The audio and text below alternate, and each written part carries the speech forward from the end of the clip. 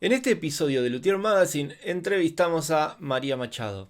Ella es una destacada luthier especializada en la construcción de violines y violas artesanales. ¿Por qué la llamamos? Porque escribió un artículo en su blog sobre la importancia de seleccionar un instrumento artesanal y nos parecía súper interesante poder desarrollar este tema con ella.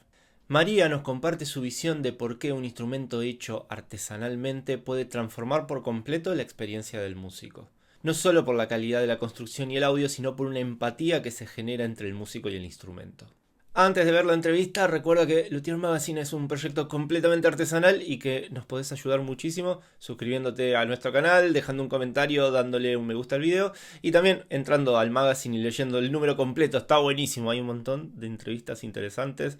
Hay un artículo sobre los colores de Fender que luthiermagazine.com. Vamos a la entrevista con María.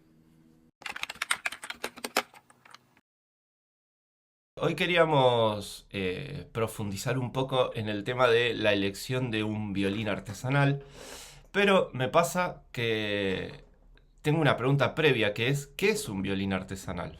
¿Cómo definimos cuando un instrumento entra en la categoría de artesanal en el caso de un instrumento de cuerda? Estamos hablando de violín, viola, cello, como una familia de Sí, instrumentos, ¿no? sí. Eh, bueno, a ver, es en realidad una pregunta con una respuesta simple, pero también la podemos hacer complicada, como a todo, y Ujú. bastante ambigua según lo que la gente quiera decir al respecto. Ajá.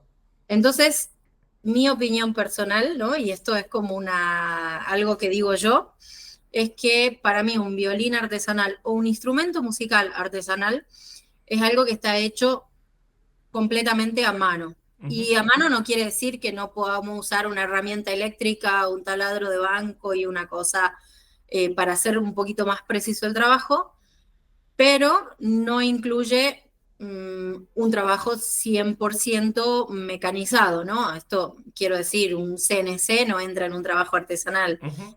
Eh, de todas maneras, como te digo, y ahí, si queremos meternos en los grises de las cosas, el trabajo con el CNC se puede considerar artesanal si el que está detrás del CNC es un artesano. Entonces, al final, Ujú. ¿qué quieres que te diga? No lo sé. Ujú.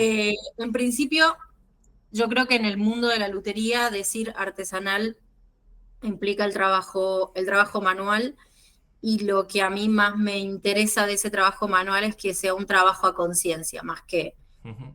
más que cómo se haga en sí, sino que esté bien hecho, bien terminado, con una búsqueda, sobre todo. Creo que es la diferencia más importante entre un instrumento hecho en una producción, ¿no?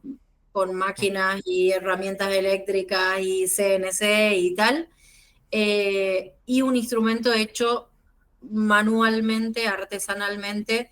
Creo que lo diferencia en gran medida es la posibilidad de eh, un programa, ¿no? O sea, decir, yo con este instrumento quiero lograr tal cosa. Y que detrás de ese proceso hay una persona que sabe medianamente y dentro de lo que puede qué hacer y qué no para que ese instrumento sea de esa manera. O Ujú. sea, suene de esa manera o se vea de esa manera o lo que sea, ¿no? Poniéndonos en el lugar de un músico que está buscando un violín, ¿no?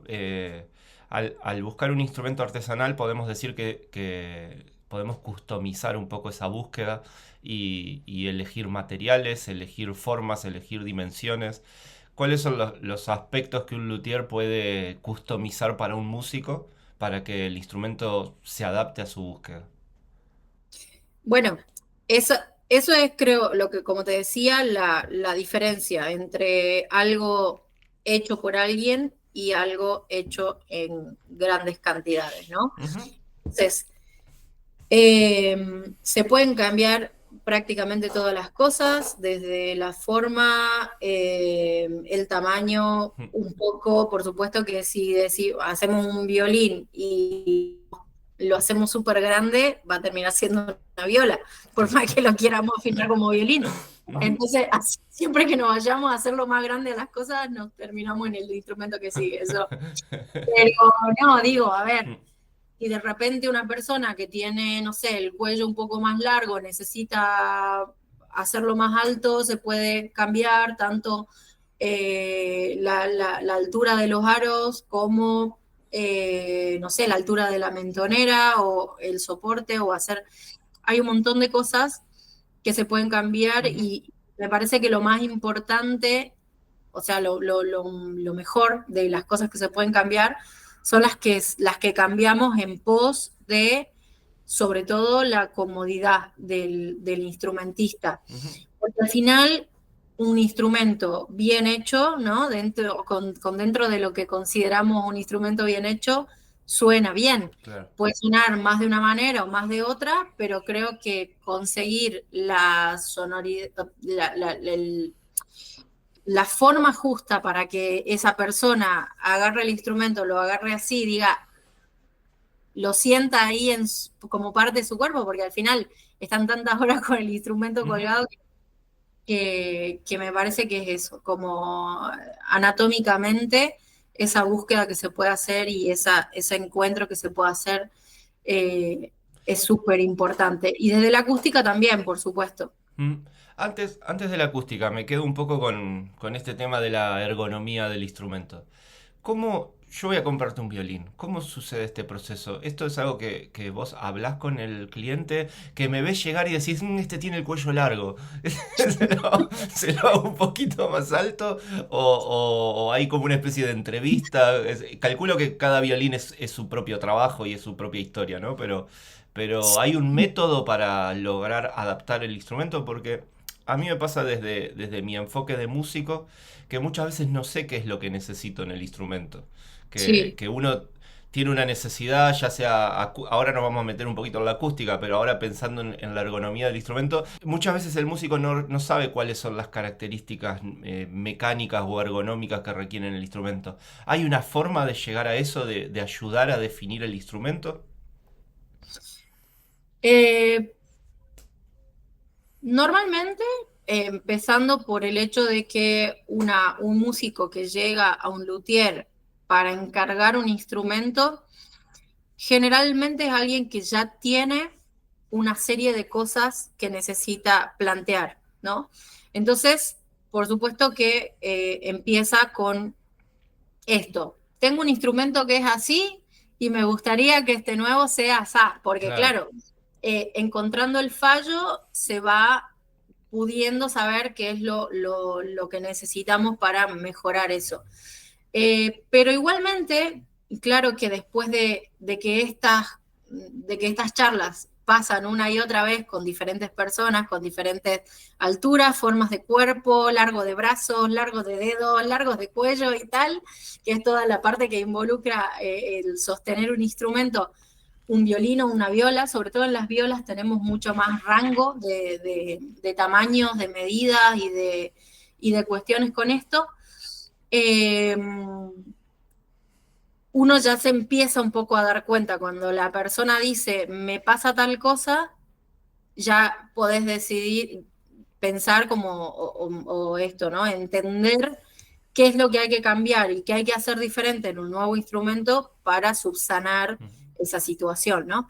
O sea, no sé, me duele el brazo y el codo, por ejemplo, por decir, de la mano izquierda, que es el que sostiene el instrumento, normalmente si la persona es diestra, pero bueno, en general siempre se intenta hacer que todo el mundo toque para el mismo lado, Sí. aunque sea más hábil con una mano o con la otra, porque al final necesitamos una habilidad con las dos manos, así que nada, es cuestión de... Pero bueno, hay casos de gente que toca al revés, pero en general digo, si la mano que sostiene el instrumento tiene alguna molestia en el sentido de, por ejemplo, el peso, es decir, me molesta el codo porque estoy sosteniendo este peso acá, probablemente lo que tengamos es que esa persona está tocando un montón de tiempo con un instrumento que tiene un richo muy grande, unas clavijas muy pesadas, una cosa que le da un peso extra y le modifica mucho el balance, entonces hace que ese peso le provoque dolor en diferentes lugares. Claro. También creo que es una cosa que tiene que ver más con el músico en sí, es decir, cada uno conoce su propio cuerpo, sus propias limitaciones y la necesidad en relación a el repertorio que se toca normalmente, el tiempo de estudio que se tiene normalmente. No es lo mismo alguien que está 5 horas con el instrumento colgado, alguien que está 8 o alguien que estudia 1 hora por día. Claro. Entonces, todas esas cosas, o que no estudia, o que solo toca y le viene bien y ya está. Claro. Entonces, todas esas cosas hacen que, y eso, se genera, claro, una conversación en la que se hacen preguntas con respecto a esto. ¿Qué música tocas? Ujú. ¿Cómo? A ver, toca un poquito, esto, lo otro. Si me dice me duele tal cosa o me molesta tal cosa, necesito verlo, ¿no? Claro. Como, porque esto, por ahí muchas personas saben por qué pasa lo que les pasa, pero muchísimas no. Ujú. Muchísimas no saben por qué les duele tal cosa o por qué el dedo le queda así o por qué tal cosa. Entonces, eso ahí es donde entra la observación del luthier también y la empatía también, ¿no? Porque Claro. y así como hay músicos y músicos, hay luthieres y luthieres. Y haces solo un modelo y haces y ya está. Y si te queda bien, te quedó. Y si no, mala suerte. Claro. Bueno, eh, hay de todo. Pero bueno, instrumento que se hace personalizado, creo que la búsqueda más importante es esa, ¿no? Encontrar las pequeñas cositas que se pueden modificar para que todo funcione lo Ujú. mejor posible. Y en cuanto a la acústica, a la respuesta sonora del instrumento, ¿cuáles son las decisiones que puede tomar un luthier en conjunto con el músico? O sea, podemos decir, quiero un instrumento con más sustain, quiero un instrumento con más brillo, con más profundidad. ¿Es posible trabajar eso a pedido? Sí, sí, absolutamente. O sea, eso es una de las cosas que más se trabajan Ujú. también, ¿no? Como yo digo de la parte ergonómica, porque hace un tiempo estoy estudiando mucho más el tema de las violas Ujú. y las violas tienen como ese tema sensible, pero después entra la situación de, bueno, a mí porque soy más bajito o lo que sea, me quedaría bien un instrumento más pequeñito. Ujú. Pero una viola más pequeñita suena más aguda y Claro, nadie quiere una viola que suene aguda porque claro. si no, no suena viola, ¿no? Entonces ahí entra el tema de la acústica. Y sí, en los violines hay como muchas cosas que se pueden modificar, desde el tipo de madera que se usa, eh, sobre todo en la tapa y tal, si queremos un violín más oscuro o más brillante, el tipo de curvas que se utilizan, y una vez definido esa arquitectura externa, también se trabaja mucho con los espesores internos, Mm. que nos terminan de dar el tono, ¿no? y la afinación, o sea, terminamos de afinar las tapas según la búsqueda que tenemos en ese sentido acústico. Y después la sintonización final se hace con la puesta a punto, ¿no? Un poquito de retoques en el puente, el alma, altura de cuerdas y Ujú. tal, y ahí terminamos de organizar la acústica de un instrumento. Pero sí, a ver, es fundamental también entender el tipo de sonido que queremos antes de encargar un instrumento, y si no lo tenemos, o sea, si no sabemos qué tipo de sonido queremos, mi recomendación siempre es Mm. probar muchísimos instrumentos que ya estén construidos, por supuesto, pero digo, hasta encontrar y poder entender un poco lo que se busca. Claro. Creo que la compra de un instrumento es, o sea, la compra y esto de encargar un instrumento es un proceso, Mm. realmente. Y de todas maneras, si una persona no sabe exactamente el tipo de sonido que quiere, pero sabe el que no quiere, ya tenemos también una gran parte del trabajo hecho, ¿no? Entonces, eh, es súper importante eso, me parece. Es lo que siempre recomiendo. O sea, si no tenemos un parámetro, tenemos que buscarlo primero. Claro. Y después de ahí podemos empezar a hacer, Mm. ¿no? A ciegas es complicado. ¿Te Es más pas- complicado. ¿Te pasa que yo he presenciado muchas veces esta charla de taller músico-luthier, Mm, donde siento que falta un lenguaje en común a veces, mm. que el músico cuando habla de lo que quiere es bastante difícil de entender en términos acústicos y que muchas veces recurrimos a un montón de adjetivos que son difíciles de interpretar, ¿no? Como sonidos más suaves, o sea, cosas que... El problema aquí es el sonido. o sea, El sonido es una cosa que es completamente subjetiva, ujú, que es muy difícil de interpretar en sí. O sea, si por más de que hablemos exactamente con las mismas palabras, un día yo voy a escuchar una cosa y otro día voy a escuchar otra y así claro. viceversa con el músico, ¿no? Ujú, Entonces, por ahí yo estoy escuchando que, ay, esto me suena un poco brillante hoy porque estoy media aturdida y no me gustan los sonidos latosos, claro. para el músico que está medio bajón y le viene, ¿me entendés lo que te Mm, quiero decir? O sí, sea, sí, sí, sí. el sonido genera esto, que de físicamente cómo se produce el sonido, que es una vibración que hace mover el aire y partículas que generan que nosotros podamos interpretar eso Mm, como diferentes, ¿no? Como diferentes sonidos. ujú, También eso actúa sobre nuestro cuerpo y cómo se mueve a nivel celular y todo, mm, todo lo que somos claro. como seres. Entonces, Mm, es subjetivísimo. sí. Y esa es la parte más interesante para mí también, ¿no? Como esa cosa de decir, bueno, acá puede pasar de todo y, y vamos a encontrar el equilibrio. Creo que lo más importante de todo, que yo ya lo había dicho recién, es que tanto el luthier como el músico tienen que poder encontrar un punto de entendimiento y empatía con el otro, que falta en general en la Ujú, sociedad y ujú, en el mundo, ¿no? Pero sí. lo digo, encargar un instrumento es un momento muy importante tanto para un luthier que recibe ese encargo, como para el músico que está buscando generar su herramienta de trabajo, su herramienta de expresión, Ujú, ¿no? Entonces, no es una cosa así nomás que sucede. Y entender eso y tenerle paciencia a ese proceso me parece que es como una de las cosas más lindas de todo y más importantes. estoy pensando en un músico que quiere encargar su instrumento artesanal, que quiere diseñar su instrumento. ¿Qué tiempo de espera tiene este proceso? Es una pregunta. Y junto con esa, ¿cuánto nos puede valer referencias hoy en el mercado de cuánto puede valer un instrumento artesanal?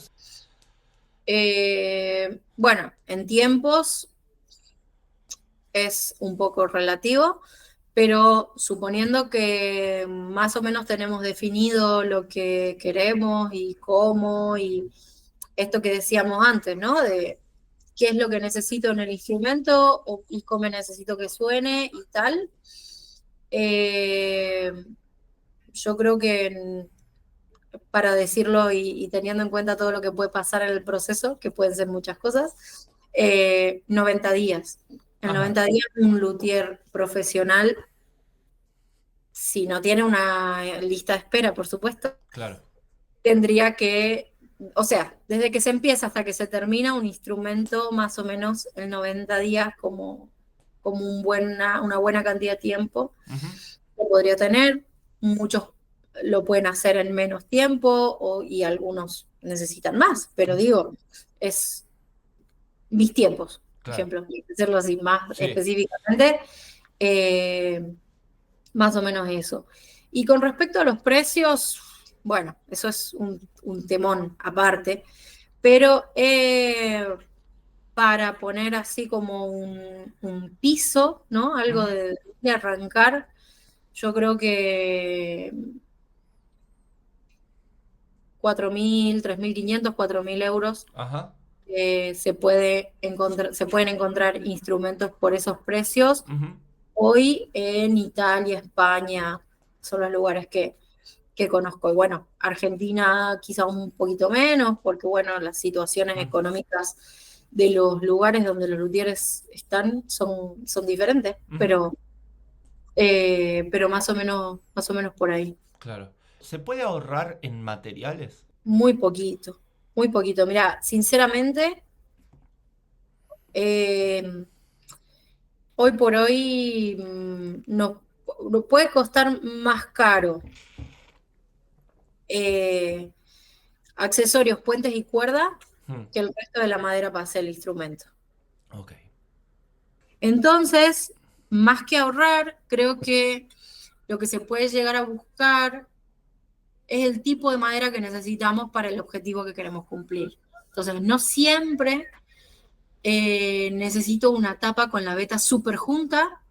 Por ejemplo, hay Hmm, veces que me viene mejor una tapa de calidad doble A que una máster no sé qué, ujú, porque quiero hacer un instrumento con una característica acústica diferente. Y lo mismo, bueno, con el arce, ¿no? Por supuesto, hay la madera que tiene más, más flama o más rizo, eh, tiende a tener una sonoridad y una tensión y una flexión diferente a una que no la tiene, siempre hablando dentro del arce, ¿no? ujú.